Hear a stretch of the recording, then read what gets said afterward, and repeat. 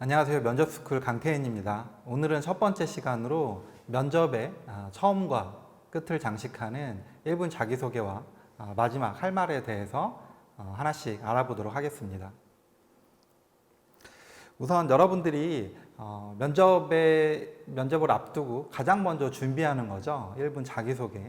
그래서 친구들이 굉장히 어려워하는 친구들도 많고 어떻게 준비를 해야 되는지 고민을 하는 친구들이 많은데 이 시간에 하나씩 좀 알아볼게요. 우선 1분 자기소개의 5가지 진실에 대해서 하나씩 살펴보겠습니다. 첫 번째는 1분 자기소개는 가급적이면 1분을 넘기지 않는 것이 중요합니다. 말이 1분 자기소개지 여러분들이 실제로 면접에서 자기소개를 하다 보면 시간이 초과되는 경우도 많고 또 간혹 시간이 턱없이 부족한 경우도 많이 생기거든요. 그래서 여러분들이 기본적으로 45초를 기준으로 자기소개를 준비하는 것이 좋습니다. 많은 친구들이 1분 자기소개에 굉장히 많은 것들을 담으려고 노력을 하거든요. 근데 자기소개는 면접관들이 주로 이제 서류를 체크하는 시간입니다. 귀로만 자기소개를 듣기 때문에 여러분들이 너무 무리하게 많은 것을 담으려고 하기보다는 45초 내외로 해서 좀 키워드 하나로 심플하게 준비를 하는 것이 좋습니다. 두 번째, 자기소개 같은 경우에는 비언어적인 요소가 굉장히 강하다는 것입니다. 이게 무슨 말이냐면 여러분 주변 친구들이 똑같은 얘기를 한다 하더라도 토시 하나 안 틀린 내용을 얘기하더라도 어떤 친구가 얘기할 때는 굉장히 재밌고 또 어떤 친구가 얘기할 때는 똑같은 내용이라 하더라도 전혀 재미가 없는 경우가 있거든요.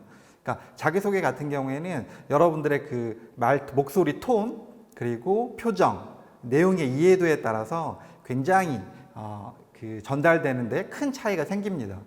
그러니까 이 부분 때문에 여러분들이 자기소개 시나리오를 구성하는 데 있어서 너무 신경을 쏟을 필요가 없다라는 거예요. 간혹 취업을 준비하는 친구들은 선생님한테 카톡으로 그런 부분들을 많이 보내거든요. 내 1분 자기소개 시나리오가 이런 부분들이 있는데 이것 좀 봐주세요 하는 부분들이 있습니다. 근데 여러분들이 이 자기소개서하고 다르게 자기소개는 말로 하는 부분이기 때문에 여러분들이 너무 이 시나리오에 대해서 집중하기보다는 비언어적인 요소에 좀 더 집중해 주시는 것이 훨씬 효과적입니다. 다음으로 그렇기 때문에 여러분들이 스크립트를 너무 상세하게 짤 필요가 없습니다. 이 스크립트를 너무 상세하게 짜려다 보면은 스크립트를 통으로 외우려고 하는 경향이 생길 수밖에 없거든요. 그래서 여러분들이 스크립트를 상세하게 짜기보다는 메인 키워드를 놓고 그때그때 내가 말을 할 때마다 다른 버전으로 얘기할 수 있도록 여러분들이 간략하게 메인 키워드 중심으로 구성을 해 놓고 나머지 부분들은 말을 할 때마다 뉘앙스가 조금 다를 수 있도록 준비를 해 주는 것이 훨씬 효과적입니다. 다음으로 제가 계속 키워드에 대한 얘기를 했는데 키워드도 굉장히 여러 가지가 있죠. 내가 지원 동기가 지원하는 부분에 있어서 매칭이 되면 지원 동기를 중심으로 구성을 해도 되고 내가 지금 지원하는 직무나 기업과 굉장히 매칭이 되는 경험이 있으면 경험 중심으로 내용을 구성해줘도 괜찮습니다. 근데 내가 동기라든지 경험이 좀 마땅한 게 없다라고 할 때는 여러분들의 가치관이라든지 장점 성향적인 측면을 부각시켜 가지고 구성을 하셔도 무방합니다.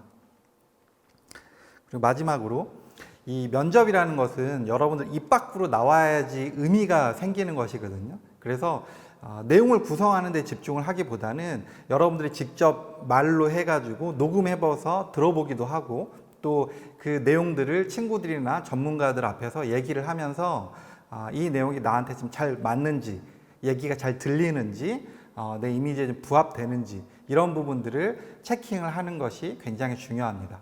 그래서 1분 자기소개 같은 경우에는 이 5가지 부분들을 여러분들이 꼭 기억을 해 두시고 준비를 하실 때 이 부분을 염두에 두고 구성을 하시면 좋습니다. 그러면 여기서 1분 자기소개를 이렇게 선생님이 말로만 얘기해서는 여러분들이 이해하기 좀 어려울 수 있기 때문에 예시를 통해서 어떻게 구성을 해야 되는지 하나씩 좀 살펴볼게요. 여러분들이 자기소개에 구성된 부분들을 한번 눈으로 읽어보시고 제가 좀 말씀을 드릴게요. 삼성전자에서 디지털 엔지니어를 꿈꾸며 다양한 활동을 통해 이론적 지식과 실무적 경험을 두루 갖출 수 있었습니다. 전공 과목 및 학부 연구생 경험을 바탕으로 기업 인턴 경험을 쌓으며 기본적인 역량을 키울 수 있었고, 관련 자격증 획득 및 프로젝트 참여를 통해 엔지니어에게 무엇이 필요한지 알 수 있었습니다. 기본적으로 이렇게 자기소개를 준비하는 친구들이 많습니다. 굉장히 무난하게 진행이 되는 측면이죠. 이 자기소개가 잘못됐다는 것이 아니라 여러분들이 명확한 하나의 컨셉이 필요하다는 거예요. 두루두루 얘기하는 것보다는 내가 강점이 경험에 있으면 경험 쪽에 좀 치중을 해주고, 그 성향적인 강점에 있으면 그쪽에 좀 치중을 해주시면 좋은 거죠. 조금 바꿔보면 이렇게 바꿀 수 있습니다. 현장에서는 다양한 이슈들이 발생합니다. 학부 전공을 통해 배웠던 전공과 프로젝트 경험은 실제 대응하고 적용하고 싶다는 생각 하나로 선택했던 것이었습니다. 향후 현장에서의 불량률 발생 시 전공 이론은 기본기로 하되 발생되는 문제에 대해서 효율적으로 대처할 수 있는 유연한 자세로 임하겠습니다. 내가 경험 쪽, 이 전공이라든지 경험에 좀 특화된 부분이 있다고 한다면 이 부분에 매칭을 시켜가지고 확실한 컨셉을 잡는 것이 훨씬 효과적입니다. 근데 이러한 해당 경험이 없다고 했을 때에는 다음과 같이 내 가치관, 성향적인 측면을 가지고 부각시켜도 괜찮습니다. 제 삶에 있어서 가장 중요한 가치관은 실패가 더 값지다입니다. 3일 밤낮으로 연구실에서 오차 범위를 줄이기 위한 분석과 실험 과정에서도 여러 번 포기하고 싶었지만 포기하지 않은 이유는 오히려 과정 속에서 정답에 점점 가까워진다라는 것 때문이었습니다. 향후 이 가치관은 인턴 근무 당시 다양한 이슈에서도 대응하고 대처할 수 있는 유연한 자세를 갖출 수 있는 바탕이 되었습니다. 이런 형태로 여러분들의 성향적인 가치관적인 측면을 얘기를 해가지고 이 가치관 부분들이 면접관한테 전달된다라는 생각을 가지고 여러분들이 준비를 하시고 말할 때도 그런 의도를 포함해서 얘기를 한다고 한다면 훨씬 더 효과적이고 잘 전달이 될 수가 있습니다. 또 다른 자기소개 예시를 말씀을 드릴게요. 이거는 실제 수자원공사에 지원했던 친구에 대한 예시를 조금 수정을 해준 내용인데요. 안녕하십니까. 토목직렬에 지원한 행복을 주는 지원자 땡땡번입니다. 그동안 주변 사람들로부터 함께하면 행복한 사람이라는 말을 꾸준히 들어왔습니다. 이런 평가를 들었던 이유는 아무리 힘들어도 항상 웃는 얼굴로 사람을 대하는 태도와 모든 일에 최선을 다하는 자세 때문입니다. 2015년 팀 프로젝트의 조장을 맡아 힘든 파트는 먼저 자진해서 수행하며 성과를 낸 경험이 있습니다. 특히 목표를 이루기 위해서 어려운 상황에서도 팀원들을 독려하며 자극제 역할을 하였습니다.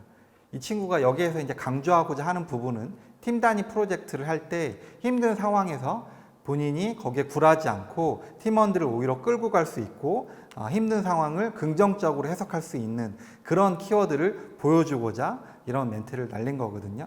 여러분들이 1분 자기소개를 할 때는 내 스스로 마인드에다가 이러한 부분들을 전달을 해야겠다라는 생각을 확실하게 가진 이후에 말을 할 때도 그 부분을 생각하면서 얘기를 해야지 내 말에 힘도 들어가고 상대한테 전달해 줄 수 있습니다. 그 다음으로 이어서 한편 네팔에 봉사를 갔었던 시간들은 제게 수많은 질문과 동시에 깨달음을 주었습니다. 가장 큰 깨달음은 인프라 구축의 중요성입니다. 네팔은 높은 수자원 보유량에도 불구하고 개별 급수가 되지 않고 노기 승분이 나오는 지역이 많았습니다. 수자원의 효율적 활용에 있어 제대로 된 인프라 구축이 우선임을 절실히 느꼈습니다. 또한 직접 마을 상수도 복구 작업을 진행하며 현장 경험도 쌓을 수 있었습니다. 이 친구 같은 경우에는 이 해외 봉사를 연결한 거죠. 해외 봉사에서 내가 우연히 했던 그 활동 중에 하나를 이쪽으로 끌고 와가지고 연결을 시킨 겁니다. 그리고 이제 마지막에 이 친구가 좋아하는 말로 마무리를 하는 거죠. 고대 그리스 철학자 탈레스는 만물의 근원은 물이다라고 했습니다. 어찌 보면 당연하게 생각될 수 있는 이 말에 저의 K-워터에 지원하게 된 계기와 임하는 소신 그리고 향후 비전까지 담겨져 있다고 생각합니다. 감사합니다. 사실 이 마지막 멘트 같은 경우에는 제가 어느 정도 구성을 해준 측면인 건데 이 친구가 수자원공사에 지원하는 동기나 의도가 좀 불분명한 측면이 있어가지고 이 말을 찾아서 좀 마무리를 장식을 해줬어요. 이 말을 가지고 처음 부분에 이 말을 던져줘도 상관없습니다. 그리고 지금 일부러 선생님이 여러분들이 연습하라고 좀 길게 내용을 뽑아서 구성을 해줬어요. 사실 이 내용을 전부 다 얘기를 하지 않으셔도 돼요. 앞단의 부분들을 끌고 와서 간략하게 마무리를 해주셔도 되고, 이 뒷단의 봉사라든지 이 동기와 포부에 대한 멘트를 가지고 구성을 해주셔도 됩니다. 경우에 따라서 최근에는 이제 막 2분씩 자기소개를 PT를 준비하는 경우도 있기 때문에 그런 경우에는 이 부분을 다 활용을 해주셔도 괜찮고요. 다음으로 마지막 할 말. 여러분들이 이제 면접이 끝날 때쯤 되면은 면접관들이 일방적으로 물어보는 상황에서 여러분들에게 스스로 프리하게 얘기할 수 있는 시간을 줍니다. 그게 이제 마지막으로 하고 싶은 말이 무엇이냐라는 부분인데요. 이것도 여러분 생각보다 굉장히 어려워하는 친구들이 많기 때문에 어떤 식으로 구성을 해야 되는지 좀 말씀을 드릴게요. 이 마지막 멘트는 자신의 이미지를 마지막으로 각인시키는 단계라고 좀 생각을 해주시면 조금 이해가 빠를 거예요. 경연 프로그램을 보더라도 여러분 열심히 준비해온 것들을 하고 마지막 인터뷰나 이런 것들을 할 때 자기의 이미지라든지 개성을 보여줄 수 있는 멘트를 통해서 시청자들에게 이미지를 각인을 시키잖아요. 이것도 마찬가지입니다. 마지막으로 비유라든지 아니면 본인의 성향, 취미, 생활 등을 통해 가지고 연결을 해서 이미지를 각인시켜 줄 수 있는 부분이에요. 여기서 주의해야 될 점 중에 하나는 면접이 진행될 때 여러분들이 그 답을 하지 못했던 어떤 특정 질문에 대해서 답하지 못했던 부분들에 대한 답을 한다거나, 아니면 제가 뭐 이런 부분들이 부족하고 이런 것들은 내가 보완하겠다 이런 식으로 부정적인 측면이라든지 자책하는 측면에 대한 부분들은 삼가를 해주시는 게 좋습니다. 면접에 대미를 장식하는 파트이기 때문에 그런 부족한 부분이라든지 부정적인 얘기가 나올수록 여러분들의 마지막 이미지가 굳어질 수 있다는 거죠. 그런 쪽으로. 그리고 세 번째는 굳이 애거라는 느낌을 줄 필요가 없다는 것입니다. 여기 아니면 안 된다든지 최선을 다하겠다든지 일반적인 표현들로 너무 매달리는 듯한 느낌을 줄 필요가 전혀 없습니다. 그런 부분들을 면접관들이 크게 감안하지도 않고요. 면접관들을 감동시킬 수도 없습니다. 이 부분은 꼭 주의를 해주시고, 그 다음에 이 마지막 멘트 같은 경우에는 면접에 쭉 진행되는 과정과는 목소리 톤을 조금 다르게 가져주시는 게 좋아요. 내가 면접에서 답을 할 때 조금 딱딱하고 정확하게 답을 하는데 집중을 했다고 한다면 이 마지막 그 멘트 같은 경우에 조금 더 감성풀하게 얘기를 해주셔도 괜찮습니다. 그리고 마지막으로 면접장 분위기를 파악을 할 수 있어야 돼요. 내가 면접을 굉장히 잘 진행해서 잘 봤어요. 그런 경우에는 여러분들 굳이 마지막 멘트 크게 신경을 안 쓰셔도 됩니다. 정말 할 말이 없으면 말을 하지 않아도 되고요. 뭐 없습니다. 그냥 감사합니다. 이렇게 끝내셔도 돼요. 근데 내가 그 면접을 진행하는 과정에서 좀 부족했다, 좀 아쉬운 면이 많다고 한다면 좀 더 집중해서 마지막 멘트, 준비했던 마지막 멘트에 집중해가지고 전달하려고 노력을 해주셔야겠죠. 여기서 주의할 부분은 뭐냐면 자기한테 맞는 멘트 내용 구성이 있고 자기한테 맞지 않는 부분이 있습니다. 굳이 내가 굉장히 좀 조용한 편이고 조곤조곤 얘기하는 편인데 화이팅을 불러일으키는 쪽에 대한 멘트를 구성할 필요가 없다라는 측면이에요. 반대로 내가 굉장히 에너지풀하고 화이팅을 강조할 수 있는 톤을 가지고 있는 친구들은 조금 더 밝은 형태로 구성을 해주셔서 면접관들의 이목을 사로잡는 것도 하나의 방법입니다. 그러면은 여러분들이 예시를 통해서 제가 조금 설명을 더 해드릴게요. 그리고 이제 실제 선생님이 친구들한테 취미라든지 본인 생활 태도, 가치관을 통해서 가져오는 부분들을 보여드리는 거예요. 저는 사진 찍는 것을 좋아해서 3년 넘게 출사를 다니며 사진 찍는 것을 취미로 하고 있습니다. 정말 원하는 사진을 찍기 위해서는 같은 장소에서 움직이지 않고 2시간 동안 2시간씩 대기해야 될 때도 있습니다. 일을 할 때도 마찬가지라고 생각을 합니다. 더 나은 결과를 얻기 위해서는 적당히 하는 것이 아니라 스스로 납득할 만한 노력을 해야 된다고 생각을 합니다. 이곳에서 일할 기회가 주어진다면 함께 일하는 모든 분들에게 일에 욕심을 부리고 그에 상응하는 태도를 지닌 사람으로 인정받을 수 있도록 하겠습니다. 감사합니다. 이 내용이 살짝 길 수도 있는데 이 부분을 최대한 심플하게 맞춰 주셔야 되고, 여기서 핵심은 뭐예요? 내가 가지고 있는 그 사진 찍는 취미라는 것을 일로 연결한다는 거죠. 그러니까 이렇게 비유를 통해서 연결을 해 주실 수 있어야 돼요. 하나 더 볼게요. 헬스를 2년 넘게 하면서 느낀 것이 하나 있습니다. 기본 자세가 제대로 되어 있지 않으면 그 이후로 나아가는 것이 힘들고 잘못된 습관이 될 수도 있다는 점입니다. 저에게 이곳에서 일할 기회가 주어진다면 기본을 착실하게 갖추기 위해 매뉴얼을 반복해서 분석하고 사소한 일 하나를 하더라도 집중해서 몸에 배게 할 것입니다. 그래서 함께 일하는 분들로 하여금 일하는 자세가 되어 있는 직원이라는 평가를 받고 싶습니다. 감사합니다.